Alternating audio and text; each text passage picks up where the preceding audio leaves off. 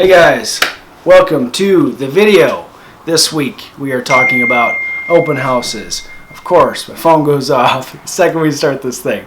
Anyway, open houses are back in play in both Minnesota and Wisconsin.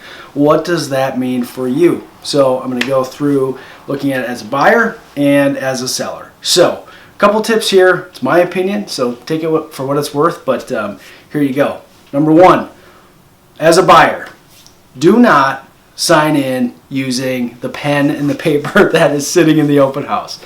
If the agent asks you to sign in, do it. Certainly, give them your name and your number, but just say, hey, you can write it down for us. You don't need to be grabbing a pen that 45 other people have just grabbed. So don't sign in using the provided pen. Second thing, when you're going around, don't touch doorknobs, don't touch light switches. Just leave it how it is. You know, if the lights are on, they work. You don't have to test it. So just don't touch things. Look around. It's a visual thing. You should really be in and out in an open house. Third thing, of course, just maintain social distancing. Right? If it's a small bathroom or even a small bedroom for that matter, just wait until that person leaves, and then go back in, check it out, off you go, on to the next thing. But the fourth point I'll tell you, and this is, I think, just the most important point, just call your agent. If you want to see a house, call your agent and go look at it.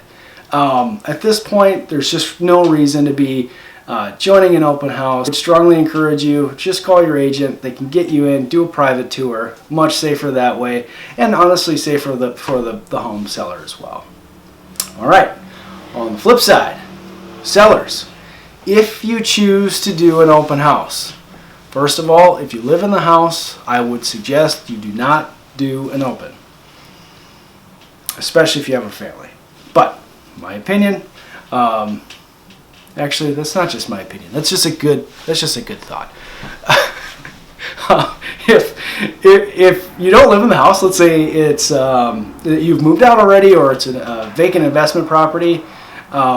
Work with your agent. Have them host an open house. I would still encourage you guys to do a virtual open house, but I understand if you're in a high traffic area, it is nice to host that. But again, I would highly encourage really only do that if the house is vacant.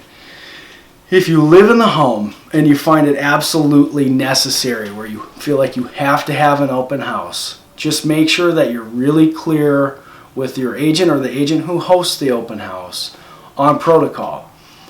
Just like the things that I mentioned for the buyers, it should be the same for every visitor who comes into that open house. Don't touch anything. Disinfect your hands on the way in and the way out.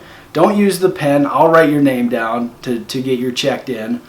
And really, obviously maintain proper social distance. So just a couple ideas there.